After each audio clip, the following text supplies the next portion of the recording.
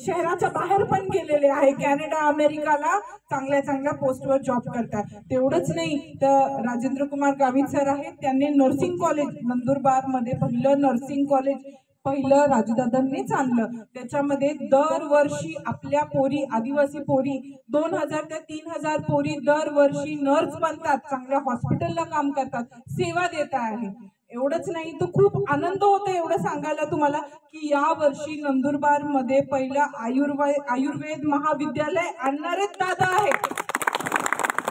म्हणजे आता लहान पोरापासून डॉक्टर होईपर्यंत सगळे सोयी सुविधा राजूदादांनी आपल्याला पत्र इथे आणलेले आहे।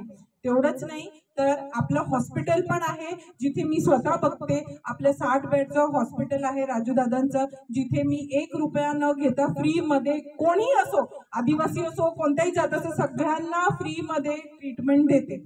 तर असे अनेक नमस्कार। तर असे अनेक कार्य दादांनी केलेले आहेत।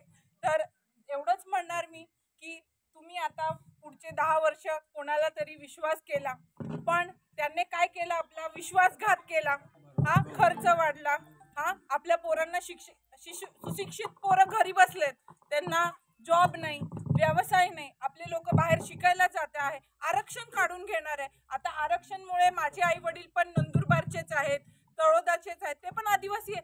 आरक्षण नसतं तर ते शिकले असते का? ते शिकले असते तर मी डॉक्टर झाली असती का? नाही झाली असती का? कारण की आरक्षण हे आपल्या जातीसाठी खूप महत्वाचं आहे।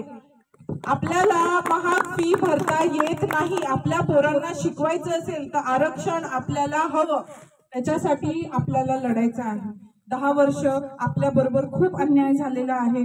तुमचे जे हातात 2 पैसे उरत नाही, महागाई वाढलेली आहे, आपल्याला आपण जे पिकवतोय त्याला भाव मिळत नाही, आणि आपलेच पैसे आपल्याला 1500 देऊन महागाई वाढवतात आणि म्हणतात बघा मी लाडकी बहीण लाडका भाऊने तुम्हाला 1500 रुपये देते।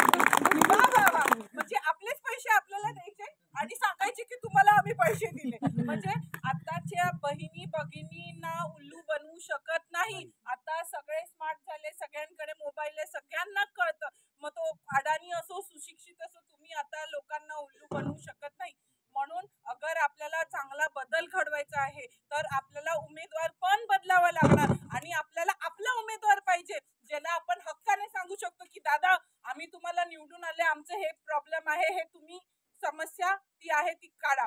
जसं दादा म्हणाले की राजूदादा जे आहे ते मंत्रालयामध्ये ऑफिसर होते, म्हणजे सगळे कामं आपले मंत्रालयाने जे पण मंजुरी होते, दादा शिक्षण बद्दल असो आरोग्याबद्दल असो मंत्रालयामधूनच मंजुरी होते। तर दादा स्वतः तिथे ऑफिसर असल्यामुळे आपण त्यांची सगळ्यांची ओळख आहेतच।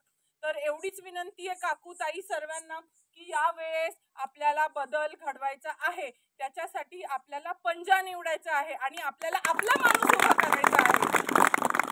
एवढं बोलते, 2 शब्द संपवते। आणि यावेळेस तुम्ही सर्वजण इथे आलात, दादा सर्वजण तुम्ही थांबलात त्याच्यासाठी खूप खूप धन्यवाद। आम्हाला थोडा उशीर झाला त्याच्यासाठी माफी मागते। आणि सर जसे म्हणाले, दादा तुम्ही म्हणाला होता की पाणीची प्रॉब्लेम आहे, रोडचा प्रॉब्लेम आहे आणि आपल्याला जमीनचा प्रॉब्लेम आहे। नक्कीच हे सगळे ह्याच्यावर आपण मार्ग काढणार आहोत, आणि ह्याच्यानंतर फक्त निवडून नाही द्यायचे, निवडल्यानंतर कामं पण करून घ्यायचे आहे।